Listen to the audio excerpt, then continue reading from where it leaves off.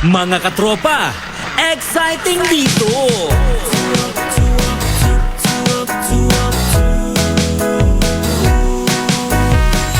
Umaga pa lang, mapapangiti ka kapag XFM na ang kasama. Ang iyong gabay sa araw-araw, kaya saan ka pa? Dito ka na sa nangunguna, radyo na pinakamasaya. Katropa mo forever. XFM makes life better! Kami ang katropa mo, exciting dito. Exciting dito! Saan man sulok ka ng mundo, araw-araw maaasahan mo. XFM makes life better.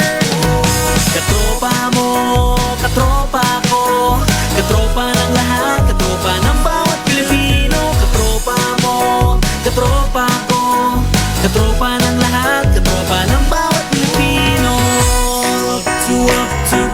Up to.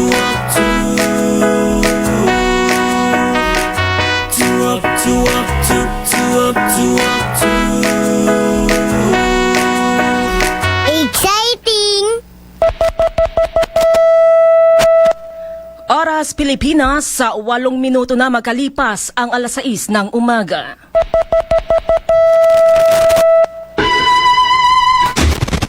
Ito ang tunay na pagbabalita sa radyo. Anuman ang kaganapan, anuman ang pangyayari sa inyong kapaligiran, kompleto, detalyado, mapapakinggan sa Express Balita.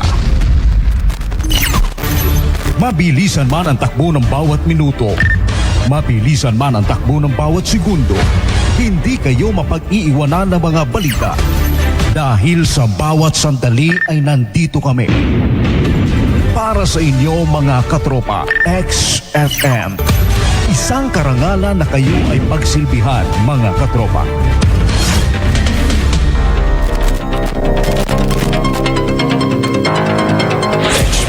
Express Balita sa Umaga. Headlines. CTMO sumagot sa hamon ng PNP kaugnay ng dayuhang motoristang nakalusot sa paglabag sa batas trapiko. Hindi na kailangan i-remind pa, hindi na kailangan hamunin pa yung ating mga enforcers. Isang skydiver nasugatan sa military free fall sa sports complex dito sa lungsod. Isang lalaki sa Nara, Palawan na patay matapos saksakin. Sa balitang regional, pulis na nawawala na tagpo ang itinapon sa septic tank sa bahay ng anak ng reporter sa Bulacan.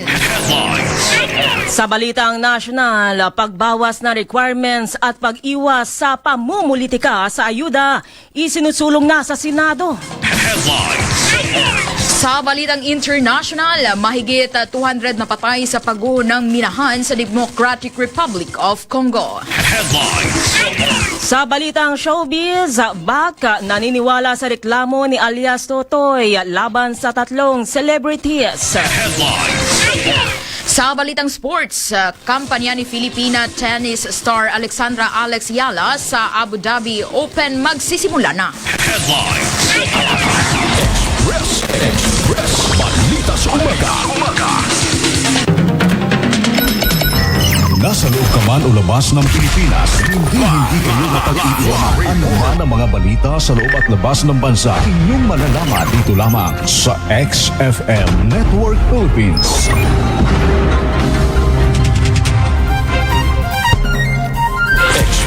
Express Balita sa Umaga. Magandang umaga, lungsod ng Puerto Princesa. Magandang umaga, lalawigan ng Palawan. Ngayon ay araw ng Lunes, ika-2 na sa buwan ng Pebrero taong 2026. Ito ang Express Balita sa Umaga. Tayo ay live mula dito sa XFM Broadcast Center, Puerto Princesa City. Nasa bayang napapakinggan sa 14 na mga relay station sa buong lalawigan ng Palawan. Kami rin ay napapakinggan saan mang bahagi ng mundo sa pamamagitan ng XFM Radio apps sa inyong mga Android phone. At live din tayong napapanood sa 104.7 XFM Palawan at XFM Palawan Broadcasting Network page. Mga katropa, Ako ang inyong magiging tagapagbalita ngayong umaga. Ako si Katropang IZ Pacaldo.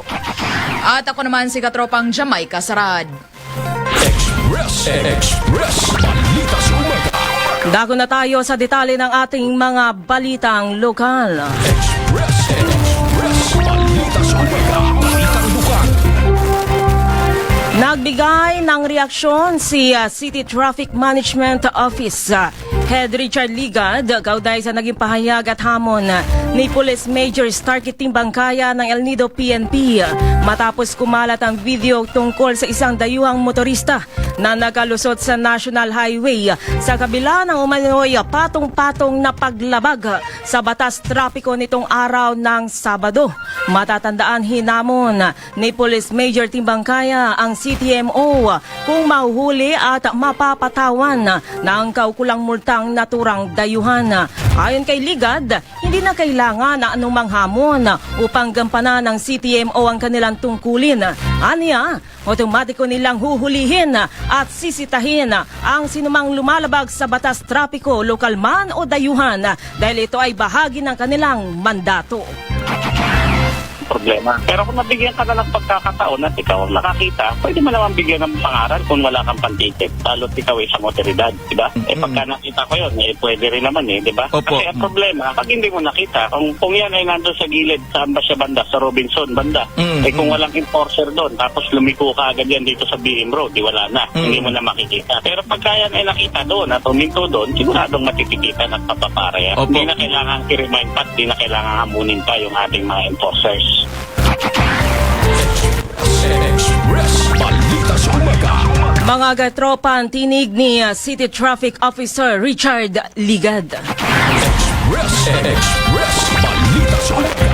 Yan ang balita hatid sa atin ng Santan Plus Gold. Ito ay marami ng natulungan na gumaling sa iba't ibang karamdaman. Ito ay dahil sa kanyang mabibisang sangkap tulad ng mangosteen, ampalaya, malunggay, garlic at spirulina. Kaya subukan mo na rin ang pag-inom ng Santan Plus Gold.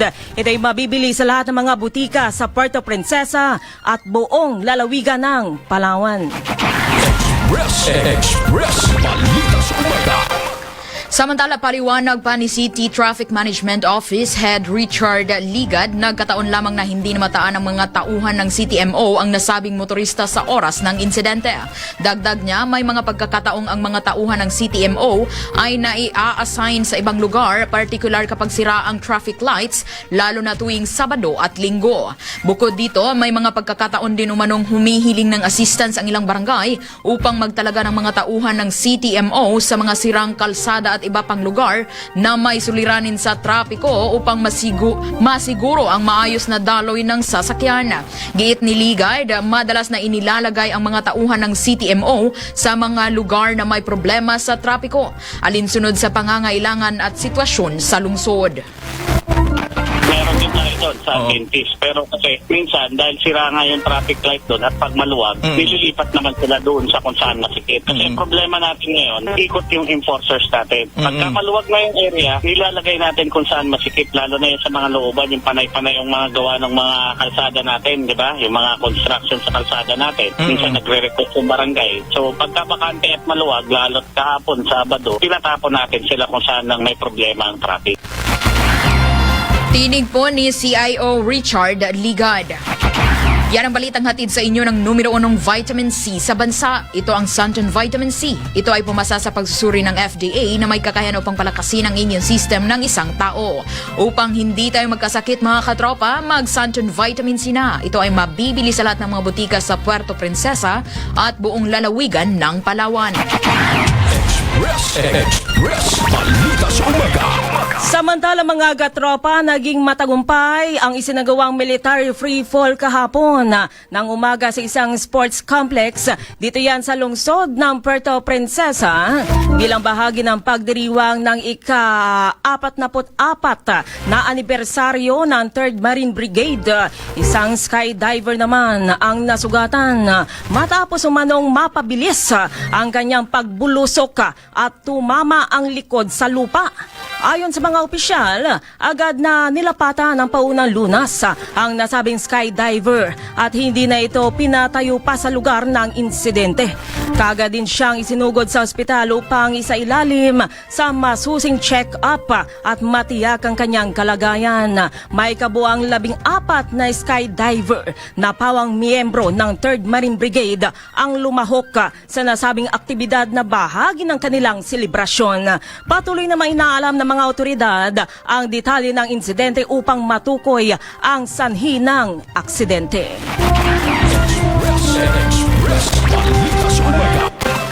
Samantala, pinaniniwala ang debris mula sa rocket ng China ang natagpuan ng mga mangingisda sa karagatan ng sakop ng Puerto Princesa City nitong Sabado ng umaga. Ayon sa mangingisdang si Garez, namataan nila ang pinaniniwala ang rocket debris sa ilalim ng dagat na may lalim na tinatayang 3 talampakan lamang malapit sa Pandan Island na sakop ng Honda Bay. Aniya, kapansin-pansin ang naturang bagay kaya agad nila itong iniahon. Dinala naman ng mangingisda ang mga natagpuang debris sa fishport ng Puerto Princesa City upang i-turn over sa mga kinauukulan para sa wastong pagsusuri at imbestigasyon. Ayon pa kay Garaiza, ito ang kauna-unahang pagkakataon na may nakita silang ganitong uri ng bagay sa kanilang pangingisda.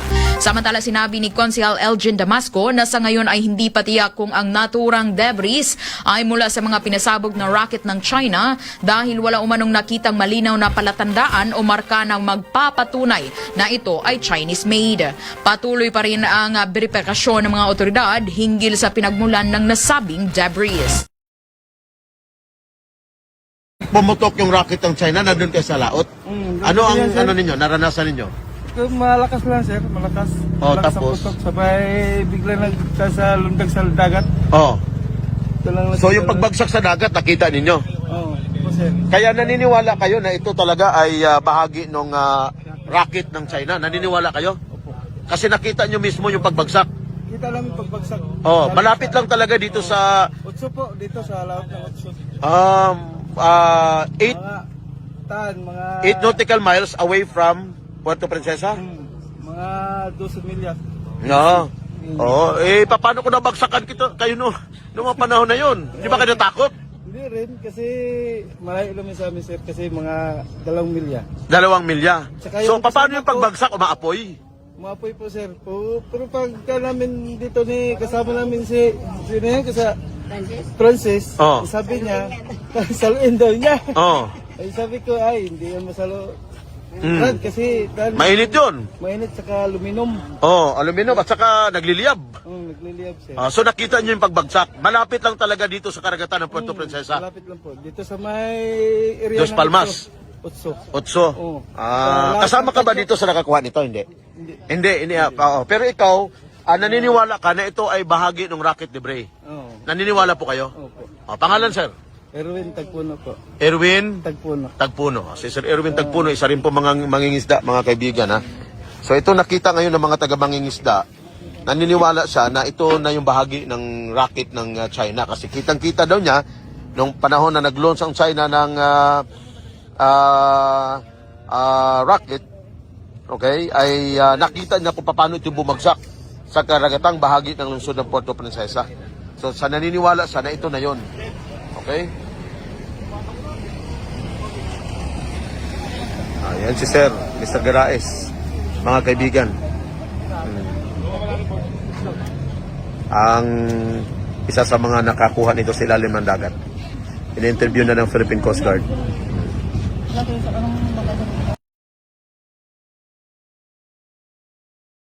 Konsehal Elgin Damasco sa ilang mangingisdang nakakita sa pinaniniwala ang rocket debris ng China.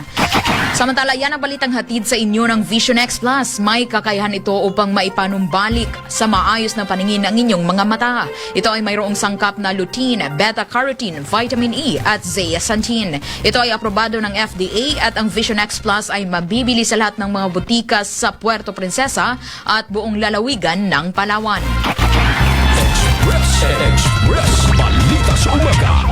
Oras natin mga katropa, 6:21 na ng umaga. Dako naman tayo sa ating mga field reporters. Sangguniang Panlalawigan hiniling sa mga pribadong ospital na magbigay ng konsiderasyon sa mga indigent patient. Katropa natin sa balita, Mike Escote.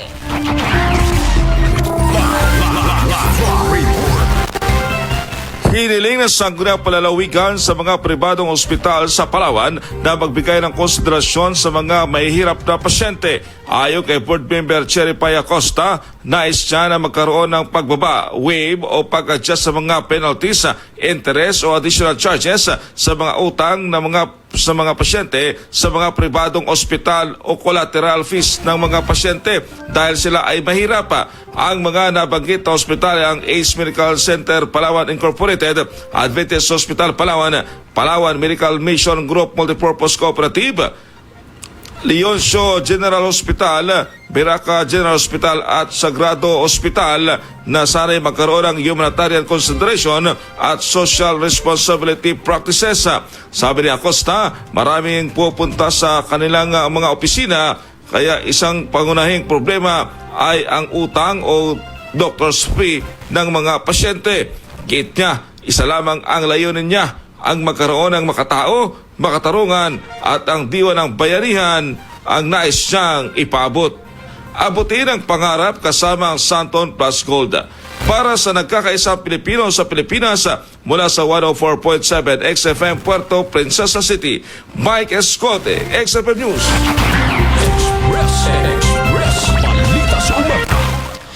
BC Mayor Joel Rosento giniit na nakamara sa kanya ang sasakyang tinukoy ni Police Major Starsky Timbangkaya na kanyang hiniling na maibalik sa pulisya. Katropa natin sa balita, Belia Mucha. Kasalukuyang nasa pangangalaga at naka-MR sa pangalan ni Vice Mayor Joel Rosento ang sasakyang hiniling ni Police Major Starsky Timbangkaya na maibalik di umano sa kanila. Sa ipinakitang dokumento ni Vice Mayor Rosento sa XFM News, kanyang iginiit na mula sa pundo ng lokal na pamahalaan ang ginamit ng pambili ng nasabing sasakyan. Bagamat tumangging magpa-interview ang opisyal, kanyang binigyang linaw ang mga isyong may kaugnayan sa paggamit di umano ng isang opisyal ng sasakyan na binili para sa PNP. Base sa nakuhang dokumento ng news team, naka-MR sa pangalan ni Vice Mayor Rosento ang nabinggit na sasakyan na may pahintulot mula kay Mayor Edna Lim na ito ay pagpalit sa lumang pulang Mitsubishi Strada. Nabatid na ibinalik na ni Police Major Timbangkaya sa General Services Office o GSOL nito kamakailan lamang ang pulang sasakyan na pansamantalang ipinagamit sa PNP.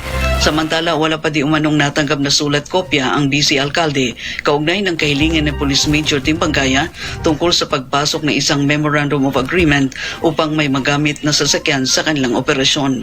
Samantala, muling iginiit ni Rosento na hindi mula sa punto ng pulisya ang perang ginamit na pambili ng tinukoy na sasakyan, bagkus ito ay pera mula sa lokal na pamahalaan kung kaya't hindi posible anya na ipagamit ito sa pulisya. At yan ang balita sa inyo ng Santon Plus Coffee Mix na kapag kape ka na, ginagamot ka pa. Mabibili ito sa mga butika nationwide para sa nagkakaisang Pilipino sa Pilipinas. Mula rito sa 91.5 XFM El Nido, Belia Mucha, XFM News. Samantala, isang lalaki naman sa Nara patay matapos saksakin. Katropa natin sa balita, Ray Elgaran. Head on arrival ang isang lalaki sa kahabaan ng Barangay Panagandos, Nara, Palawan matapos kasi itong saksakin na kinilala lamang ang biktima na sa alias na Pumara, 42 anyos, may asawa, habang kinilala naman ang suspek sa alias na Jan, 42 anyos, may asawa ng mga pawang residente sa naturang barangay na kung saan ayon sa mga otoridad ay nakita na lamang na nakahandusay ang biktima na may mga tama na ito ng saksak sa kanyang katawan. Samantala, agad namang nadakip ang suspek matapos rumisponde ang tauhan ng Nara MPS at na-recover rito ang ginamit na batalim na sa ngayon nasa pangangalaga na habang maharap naman sa kasong pagpatay si alias Jan. Yan ang balita atin sa inyo ng Santon Plus Gold na marami nang nagpapatunay na nakatulong ito sa kanilang karamdaman. Kaya subukan mo na rin ang Santon Plus Gold. Mabibili ito sa lahat ng mga butika malapit sa inyong mga lugar nationwide. nationwide para sa nagkakaisang Pilipino sa Pilipinas. Mula rito sa 93.6 Quezon, Palawan, Real Gran XFM News. Express Balita sa Umaga. Samantala, motorsiklo ng isang katutubong ninakaw sa barangay Panalingaan na ibalik na. Katropa natin sa balita, Dennis Chua.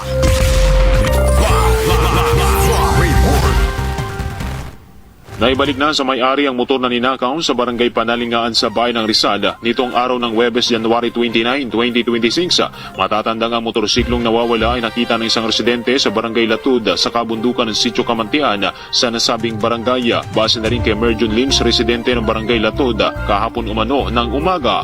February 1 taong kasalukuyan ay personal nang nakuha ng may-ari ng motor na si Akinog Gustaam ang kanyang motorsiklong nawawala. Napag-alamang ninakaw ang motor nitong Badja 100 nitong January 29, araw ng Huwebes, at nakita naman itong araw ng Biyernes sa kabundukan ng barangay Latud.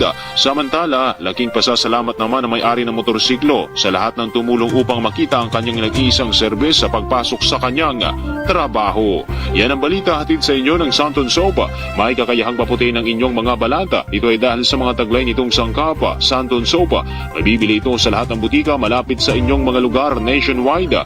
Para sa nagkakaisang Pilipino sa Pilipinas, mula sa 103.5 Rizal, Palawan, Dennis Chua, XFM News. Express Balita sa Umaga. Samantala, 2 drug suspect arestado sa magkahiwalay na operasyon sa Valenzuela. Katropa natin sa balita, Bem Conde.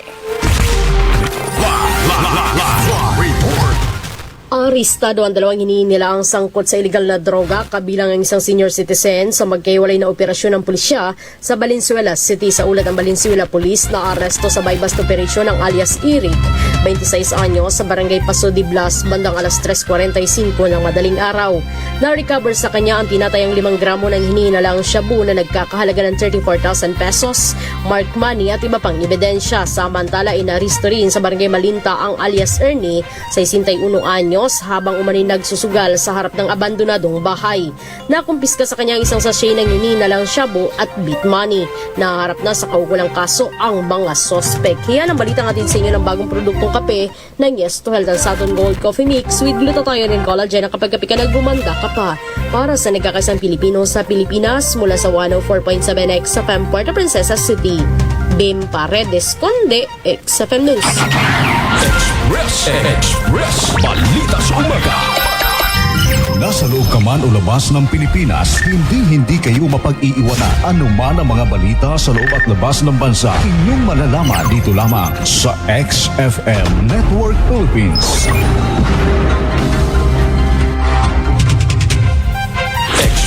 Express Balita sa Umaga. Balitang regional. Sa ating balitang regional, natagpuan ang bangkay ni Police Staff Sergeant Renato Casuay Jr. na nakatalaga sa isang septic tank sa bakuran ng bahay ng anak ng isang reporter na si Orlan Mauricio sa barangay Mohon, Malulos sa Bulacan. Ayon sa investigasyon, noong Enero 24, nagtungo si Casuay kasama si Police Corporal Vivencio Abalos sa bahay ni Oliver Paul Mauricio alias Sampol upang kunin ang regalong alak para sa kaarawan ng biktima. Nagkaroon ng mano ng tensyon sa loob ng bahay nang magbiro si Casuay laban sa Juliana Salamat na nauwi sa pamamaril at pagkamatay ng pulis.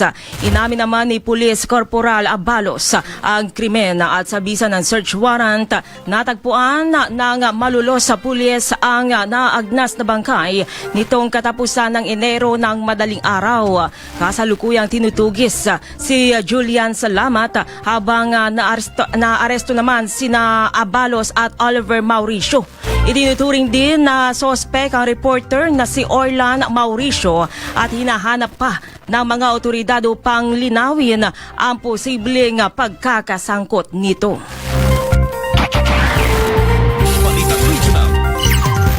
Sa Samantala, patuloy ang pagbuga ng lava dome at lava flow ng Bulkang Mayon ayon sa huling 24 oras na monitoring ng PHIVOLCS.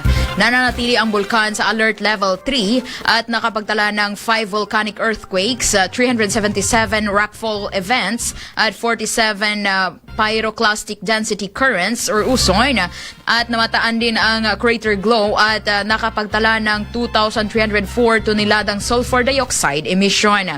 Ito na ang ika-25 na araw ng pag-aalboruto ng Mayon mula nang itaas sa alert level 3. Muling pinaalalahanan ng PHIVOLCS ang publiko na bawal pumasok sa loob ng 6 kilometrong permanent danger zone. Mag-ingat sa extended danger zone at ipinagbabawal ang pagpalipad ng sasakyang panghimpapawid sa ibabaw ng bulkan dahil sa banta ng lava flow, uson, rockfall at lahar kapag may malakas na ulan.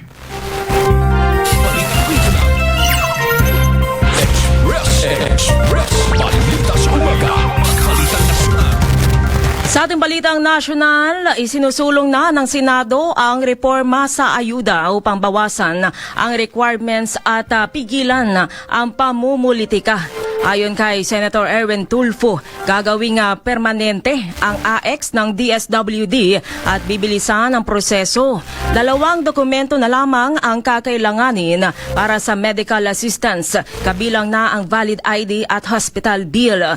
Tatanggalin na rin ang Certificate of Indigecy at iba pang dokumentong karaniwang nagiging daan sa pamumulitika. Naglabas naman ng DILG ng memorandum na nagbabawal sa pangalan at larawan ng mga politiko sa pamamahagi ng ayuda. Samantala, nilinaw ng Malacanang na hindi na pag-usapan sa ngayon ang charter change o pag-amyenda sa 1987 Constitution. Ayon kay Palace Press Officer Undersecretary Attorney Claire Castro, sa huling pulong ni Pangulong Ferdinand Marcos Jr. at ng kanyang economic team noong Enero 30, hindi natalakay ang tsa-tsa dahil ang pangunahing focus ng Pangulo ay ang pag-angat ng ekonomiya ng bansa. Gayunman, sinabi ni Castro na aaralin ng Pangulo ang usapin sakaling may formal ng hakbang na gawin ang Kongreso. Ang pahayag ay kasunod ng sinabi ni Senate President Vicente Tito Soto III na handa na niyang suportahan ang tsa-tsa matapos ideklarang unconstitutional ng Korte Suprema ang Articles of Impeachment laban kay Vice President Sara Duterte na anyay panghihimasok sa kapangyarihan ng lehislatura. Samantala, base sa ulat ng PSA, nagtala lamang ng 4.4% GDP growth ang bansa noong 2025. Ayon kay Department Division Secretary Arsenio Balisacan, patuloy ang hakbang ng pamahalaan upang maibalik ang tiwala ng publiko at mga investor sa pamamagitan ng pagpapabuti ng mga serbisyong direktang nararamdaman ng mamamayan. Balitang nasyonal. Balita sa international. Sa ating balitang international, mahigit na 200 katawang nasawi matapos gumuho ang isang minahan sa Robaya, silangang bahagi ng Democratic Republic of Congo. Sinabi ni Lumumba Kambere Moyisa, tagapagsalita ng Rivel Governor ng North Kivu, na sanhi ng insidente ang matinding pag-ulan noong Miyerkules. Kabilang sa mga nasawi ang mga kababaihan, bata at ilang nagmimina ng coltan, mineral at ginagamit sa paggawa ng smartphones at computers. Ayon sa isang dating supervisor ng minahan, kulang sa maayos na maintenance ang lugar at marupok ang lupa na nagpahirap din sa rescue operations. Tinatayang 20 na survivors ang kasalukuyang ginagamot na ngayon sa ospital. Balita sa international. Samantala, umabot sa 28 katao, kabilang ang mga bata at kababaihan ang nasawi sa Israeli airstrike sa Gaza nitong Sabado, ayon sa lokal na Civil Defense Agency. Sinabi ng militar ng Israel na isinagawa ang pag-atake matapos umanong labagin ng Hamas ang ceasefire. Kabilang sa mga na-recover na bangkay, ang isang matanda, 4 na babaeng pulis at ilang sibilyan, habang marami pa ang nawawala sa ilalim ng gumuhong mga gusali. Samantala, nananatiling sarado ang mga border na mahalagang kondisyon sa ikalawang yugto ng Gaza ceasefire na hinihintay ng mga humanitarian groups. Matatanda ang nagsimula ang digmaan matapos ang Hamas attack noong October 7, 2023 na ikinimatay ng 1,221 katao sa Israel. Mahigit 71,769 na ang nasawi sa Gaza mula nang sumiklab ang labanan. Balita sa International. XFM Weather Update. Weather Update. Samantala mga katropa, alamin naman natin ang magiging lagay ng ating panahon ngayong araw ng Lunes.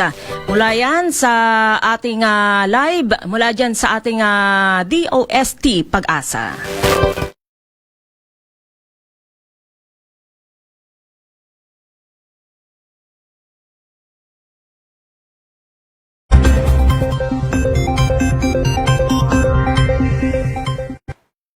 Magandang umaga sa ating lahat. Narito ang ating weather update sa araw ng Lunes, February 2, 2026. Patuloy pa rin ang shear line ang nakakapekto sa silangang bahagi ng Southern Luzon at ganoon din sa eastern section ng Visayas. Samantala, ang northeast monsoon o amihan ay patuloy pa rin nakakapekto sa malaking bahagi ng Luzon. At sa mga oras ito, inyong papansin, may mga kumpulan ng mga kaulapan o cloud cluster sa labas ng ating Philippine Area of Responsibility. Patuloy po namin itong binabantayan at posibleng magkaroon po ng o mabuong low pressure area doon. At sa ating lagay na panahon ngayong araw, dahil sa shear line, ito sa Luzon, makakaranas ng maulap na kalangitan na may mga kalat-kalat na pag-ulan at isolated thunderstorm sa mga lalawigan ng Sorsogon at Masbate. Samantala, itong nalabing bahagi ng Luzon kasama ang Metro Manila ay maganda at maliwalas na panahon dahil sa bahagyang maulap hanggang sa maulap ang kalangitan, maliban sa mga isolated na mga pag-ulan. Dahil sa malamig na hangin, dulot ng amihan, dito sa Metro Manila, inaasahan pong pinakamababang temperatura ay aabot ng 21 degrees Celsius. Sa Baguio, aabot ng 14 degrees Celsius. Sa Lawag, 19 degrees Celsius. Sa Tuguegarao, aabot ng 17 degrees Celsius. Dako tayo sa Visayas at Mindanao. Ang buong Visayas, kasama na rin ang lalawigan ng Dinagat Island, Surigao del Norte at Surigao del Sur dahil sa shear line, makakaranas ng maulap na kalangitan o halos buong araw maulap ang kalangitan na may mga kalat-kalat na pag-ulan at isolated thunderstorm. Samantala, itong nalabing bahagi ng Mindanao ay bahagyang maulap hanggang sa maulap ang kalangitan na may mga isolated na mga pag-ulan dulot ng thunderstorm. At dahil po sa shear line, ngayong araw may inaasahan tayong moderate to heavy rains sa Northern Samar, Eastern Samar, kasama na rin ang Dinagat Island at Surigao del Norte. Bukas, asahan din ng mga moderate to heavy rains sa Southern Leyte, Dinagat Island, Surigao del Norte at Surigao del Sur. Kaya sa mga kababayan po natin sa mga nabanggit na lugar, ngayon at bukas may inaasahan tayong moderate to heavy rains na posibleng magdulot ng pagbaha o pagguho ng lupa. Although wala tayong gale warning, paalala na mag-ingat ang ating mga kababayan o mag-ingat para sa mga kababayan po natin na may balak pumalaot sa ating mga karagatan dahil sa moderate to rough seas sa northern at eastern seaboard ng ating bansa. Ang araw po sikat mamaya pong 6:24 ng umaga. Mamaya ang araw lulubog sa ganap na 5:55 ng hapon. Yan ang ating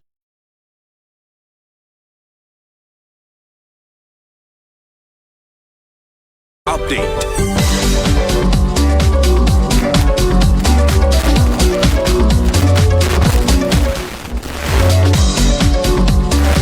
Mga mga katropa, tuloy-tuloy naman tayo sa ating balitang showbiz. Ipinahayag ng VAC ang tiwala nito sa salaysay ni alias Totoy o Bonifacio Baro laban kina Michelle D, Samantha Panileo at Rian Ramos. Ayon kay VAC President Arsenio Boy Evangelista, dumaan sa masusing pagsusuri at validation ang mga aligasyon bago nila tinulungan si Baro at isinama sa NBI. Iginit ni Baro na noong Enero 17 ay sinaktan at ikinulong umano siya ng grupo ni Ramos dahilan upang tangkain niyang tumalon mula sa 39th floor ng condominium. Samantala, maring itinanggi naman ng kampo ni D at Ramos ang mga paratang. Ayon sa kanilang abogado, wala si Michelle D sa Maynila sa mga date na binanggit at mayroong mga plane tickets na magpapatunay umano dito. Showbiz News. Balitang Sports. Magsisimula ang kampanya na Filipina tennis star Alexandra Alex Yala sa Abu Dhabi Open laban sa pamilyar na kalaban na si Zeynep Sonmez ng Turkey sa round of 32 sa Lunes. 2 beses nang tinalo ni Yala si Sonmez sa singles competition ng kanilang ITF Days. Una sa ITF France noong Nobyembre 2023 at sinundan sa Eastbourne Open noong Hunyo 2024. Sasali rin si Yala sa doubles event kasama si Janice Chen kung saan haharapin nila ang tambalang Leila Fernandez ng Canada at Kristina Mladenovic ng France sa unang round. Dumarating si Yala sa torneo mula sa makasaysayang panalo sa Philippine Women's Open, ang kanyang unang paglahok sa kompetisyon sa Pilipinas. Balitang Sports.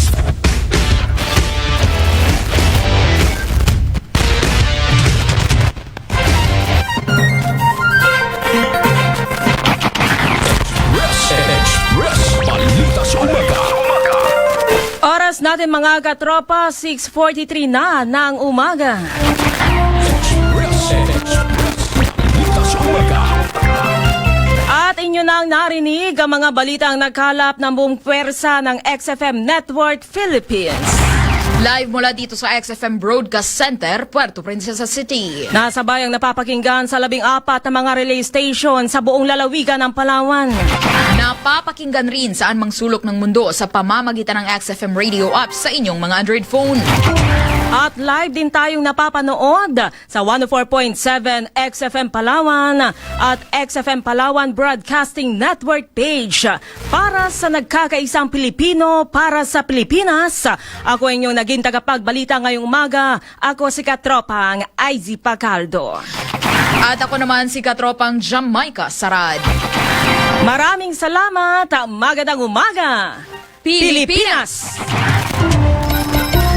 Nasa loob ka man o labas ng Pilipinas, hindi kayo mapag-iiwanan. Anuman ang mga balita sa loob at labas ng bansa, inyong malalaman dito lamang sa XFM Network Philippines.